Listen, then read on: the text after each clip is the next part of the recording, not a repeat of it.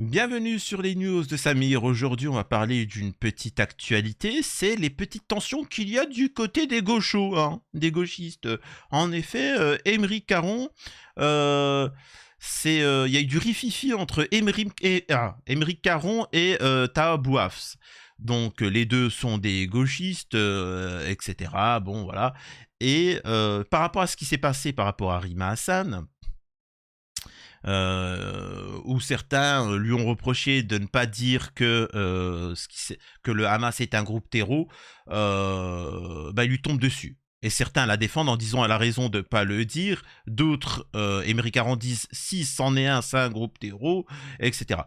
C'est complètement bidon. J'avais déjà fait une vidéo pour expliquer l'inutilité du délire. C'est comme le fait de déterminer, de dire le terme est-ce que c'est un géno ou pas, ce qui se passe là-bas.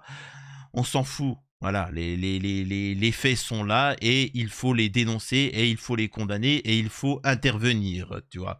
Les Free Palestine en sont qu'à la solution d'appeler à un cessez-le-feu. Je vois pas pourquoi ils ne mettent pas pression pour une intervention pour que la France, l'Occident intervienne. Alors certains vont me dire oui mais ils sont complices, ils vont pas. Oui mais c'est sur le principe. C'est juste pour vous dire que maintenant, on n'appelle pas un cessez-le-feu, on appelle à une intervention pour calmer ces fous furieux. Bref. Une fois qu'on a dit ça, on va revenir sur Taha Bouafs, qui est Taha Bouafs, Aymeric Caron, et ainsi de suite, et pourquoi ils se sont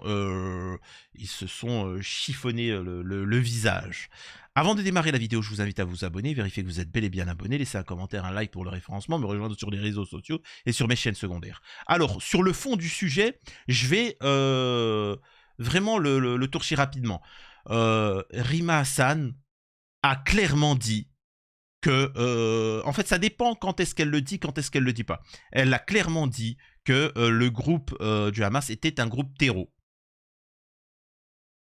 Elle l'a dit. Elle l'a dit d'elle-même. Donc, je vois pas en quoi il y a cette polémique.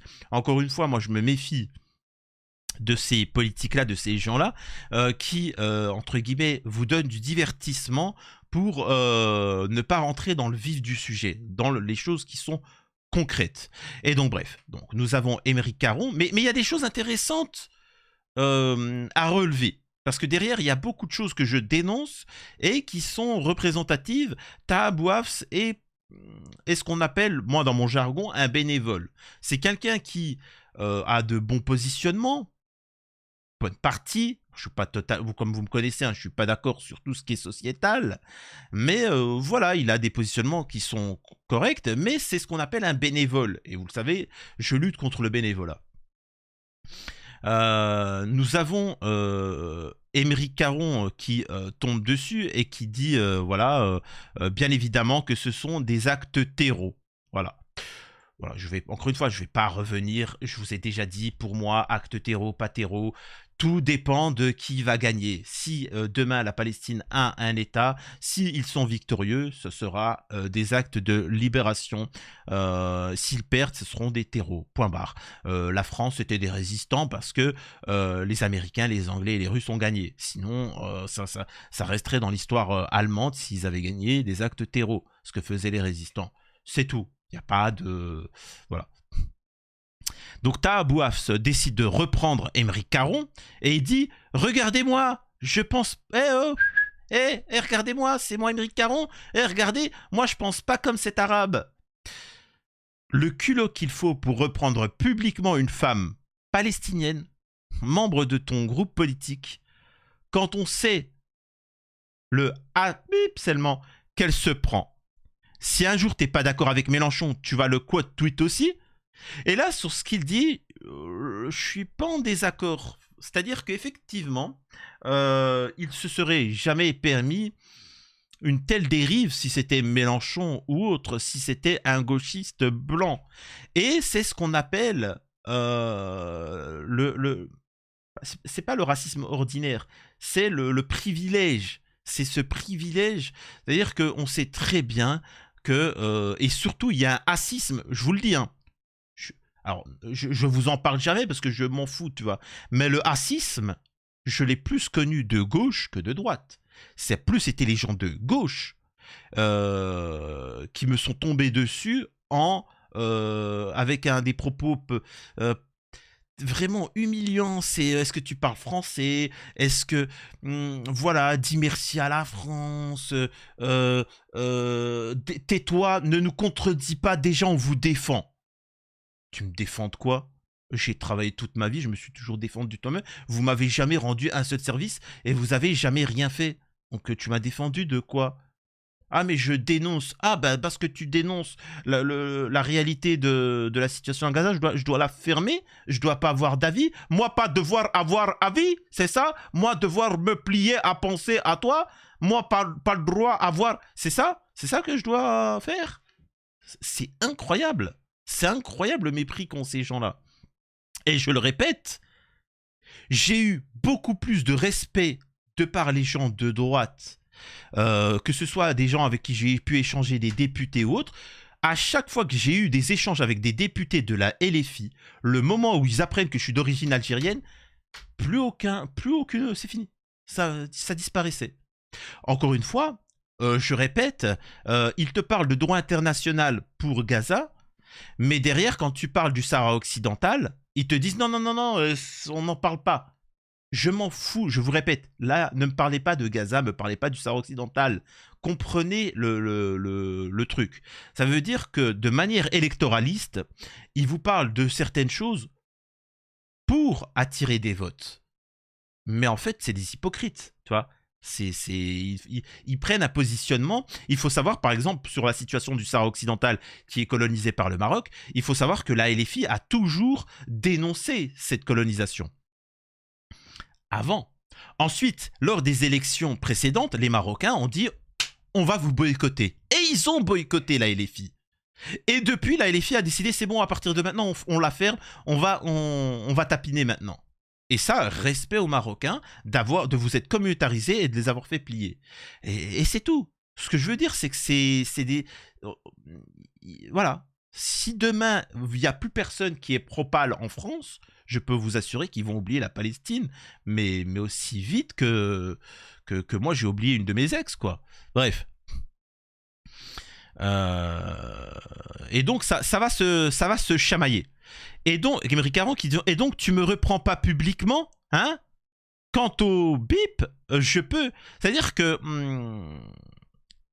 c'est-à-dire que lui, Émeric Caron, il peut faire quelque chose publiquement. Et donc, l'autre, il décide de le corriger publiquement et lui dit « Non, t'as pas le droit. T'as pas le droit de faire publiquement. » Mais mec, c'est toi qui as commencé.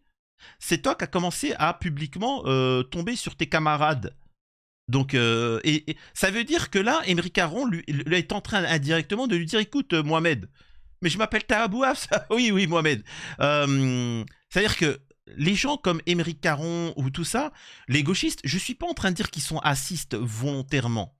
Mais c'est ancré en eux. C'est-à-dire qu'il y a quelque chose, ils ne se rendent pas compte. C'est-à-dire qu'au fond d'eux, ils nous considèrent comme des animaux de compagnie.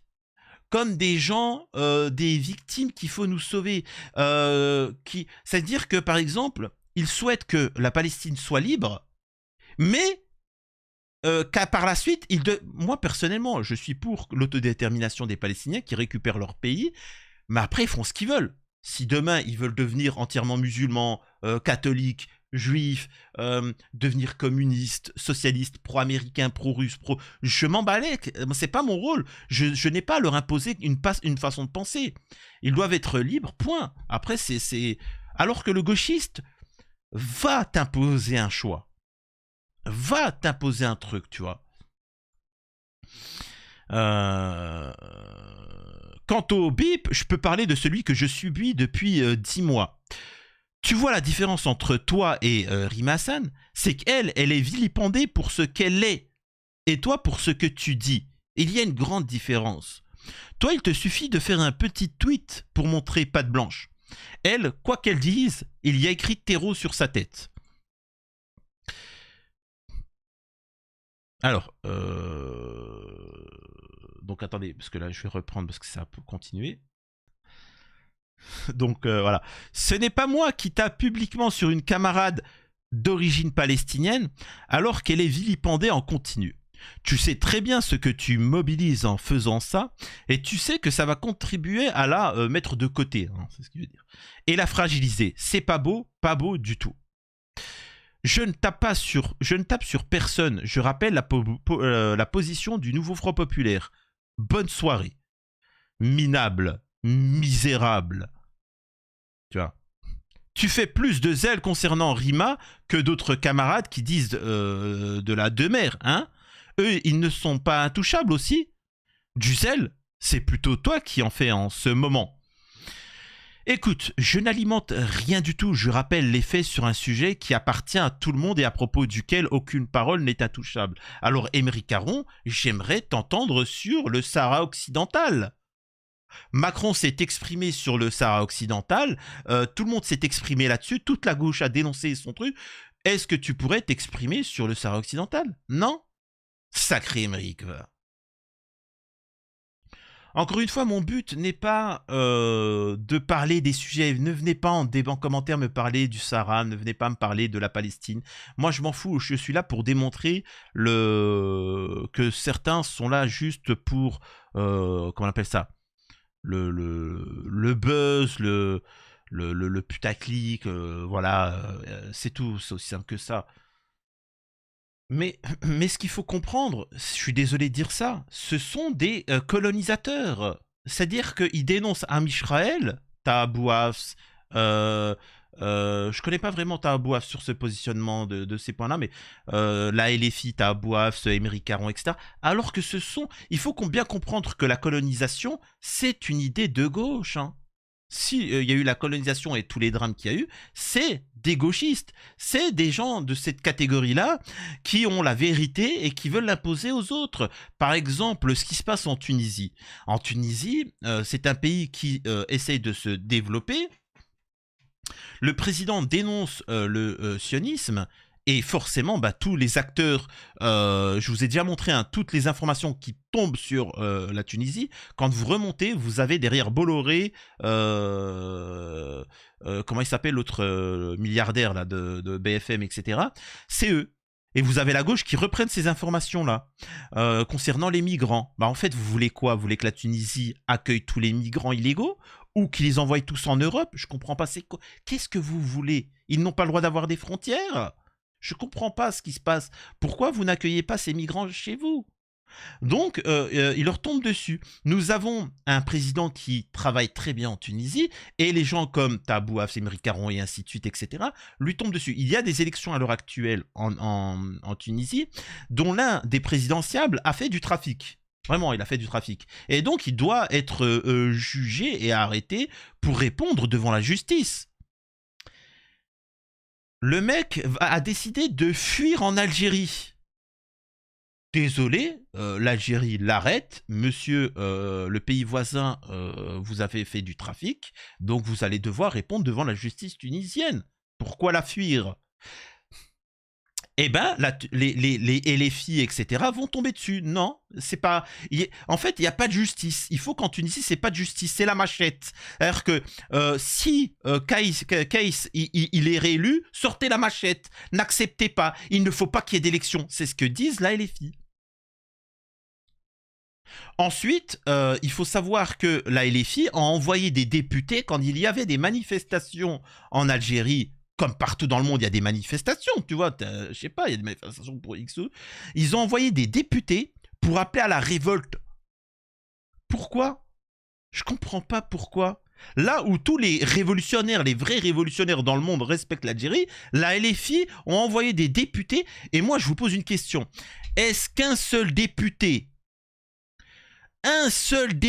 dans le monde fait des trucs comme ça?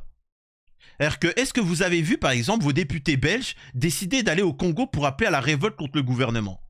Imaginez-vous des députés marocains ou des députés suédois arriver à une manifestation en France et de dire en tant que député, il faut la révolte, il faut renverser le gouvernement. On est bien d'accord que ces personnes-là devraient être en prison. Mais la LFI se permettent. C'est un truc de fou. L'Algérie a décidé d'arrêter comme quoi que la seconde langue, ça soit le français, parce que ça ne sert plus à rien. Mais Mélenchon s'est énervé. C'est pas normal. Alors qu'ils veulent obliger l'Algérie à décider de leur programme scolaire. Et ça, c'est la mentalité de gauche. Là où la mentalité de droite est plutôt du chacun chez soi, je m'en fous ce que tu fais. Tu vois, tu fais ce que tu veux chez toi. Tu veux mettre le tchador, tu veux mettre l'islam en truc, tu veux mettre... Je m'en fous, chacun chez soi. Qui est le plus problématique? Qui est le plus assiste derrière? Je suis désolé, pour moi, c'est la gauche. Parce que eux veulent imposer dans le monde leur façon de penser. Alors que celui de droite te dit, chacun fait ce qu'il veut, peut-être t'as raison, peut-être j'ai tort, mais chez moi, je fais ce que je veux. Regardez ça. À quelques semaines de la présidentielle, le journaliste et opposant tunisien a été incarcéré durant 2 jours pour franchissement illégal de la frontière vers un pays voisin, l'Algérie. L'ancien député Safi Saïd, de 70 ans, qui a voulu se présenter à l'élection du 6 octobre, a été condamné en juin à 4 mois de détention pour avoir falsifié des parrainages lors de sa candidature en 2014. Délinquant, va. Eh ben non. Non, la LFI te dit c'est pas grave. Tu vois, c'est comme ça. Incroyable. Vous savez, je suis désolé, c'est comme le candidat de gauche en Algérie. Vous savez, en Algérie, il y a un candidat de gauche. Pour vous montrer à quel point c'est une maladie, il a dit il faut faire des allocations familiales pour faire plus d'enfants. Par exemple, c'est-à-dire que plus tu fais d'enfants, plus tu as d'allocations familiales. Et c'est là où tu vois que le gauchiste, il ne se remet pas en question. Mais mec, ça c'est bon pour les pays qui ne font pas d'enfants. C'est une politique familiale pour justement, voilà, comme en Chine, à un moment, quand il y avait trop d'enfants, eh ben ils ont fait une politique, c'est que si tu fais un deuxième enfant, tu reçois une amende très chère et tu payes toute ta vie. Donc ça oblige les gens à faire qu'un seul enfant pour réduire la population. En France, comme on ne fait pas suffisamment d'enfants en Russie, etc., il y a une politique de natalité. Mais en Algérie, c'est pas le cas. Donc pourquoi tu veux mettre... C'est comme ça. Faut pas s'opposer. Hein. Ah, faut pas s'opposer à eux, hein. Faut pas apporter de la réflexion. Maintenant, pour finir sur ce gauchiste Keita Abou Hafs, c'est quelqu'un de bien. La seule problématique, c'est que c'est un bénévole. C'est-à-dire que moi, c'est ce que je dénonce, c'est que moi, j'invite vraiment les chrétiens à se communautariser, les Algériens à se communautariser, les Tunisiens à se communautariser, peu importe ce que vous êtes, les athées, tout le monde à vous communautariser et vous faire respecter. C'est aussi simple que ça. Les Marocains l'ont compris, mais ils ne le font pas suffisamment. Et regardez, la LFI a tapiné parce qu'ils ont compris qu'ils étaient communautaires. Les Algériens aussi doivent se communautariser. Et Abou Hafs fait partie de cette vieille communauté qui est encore en train de tapiner pour la gauche, certains pour la droite, mais qui tapine pour la gauche en faisant tout le travail, mais en espérant un jour ou l'autre qui sera mis en avant, alors que ça ne sera jamais le cas. Je peux vous assurer que dans 80 ans, Abou Hafs sera toujours en train de coller des affiches pour la LFI. Et regardez encore une fois les députés, ceux qui sont du côté du RN, il y a des Renois, il y a des personnes d'origine maghrébine, pareil à droite, etc. Mais plus tu vas à gauche, plus c'est full blanc. Plus c'est full blanc. C'est fou quand même, hein. C'est quand même dingue. Hein. Mais bon, on n'a pas le droit de les traiter de racistes parce qu'ils dénoncent le racisme. Sacré gauchiste. Et pour finir, je répéterai, ça commence à me saouler que des députés font des tweets. Pour moi, je pense que si j'avais le pouvoir, j'interdirais tout homme politique, maire, député, ministre, président, de faire des tweets. Je le répète, ce sont des gamins. Ils ont le pouvoir de changer les choses. Et pourquoi ils ne le font pas? Pourquoi ils ne travaillent pas? Pourquoi ils font des tweets? Nous, on n'a pas la possibilité de changer les choses. On utilise les réseaux sociaux pour faire entendre notre voix. On utilise le boycott pour faire entendre notre voix. Mais eux, ils sont au pouvoir. C'est fou quand même. Donc, je le répète, le moyen qu'ils ont de faire ça, c'est pour montrer qu'ils ne feront pas le travail. Je veux pas que vous tweetez, je veux pas que vous vous embrouillez sur Twitter. Vous allez bosser, bande de feignasses. Vous êtes payés des sommes astronomiques. Ça devrait être du bénévolat. Donc, allez-y, arrêtez. Je veux plus vous voir sur les réseaux sociaux. Incroyable bande d'hypocrites. C'était les news de Samir.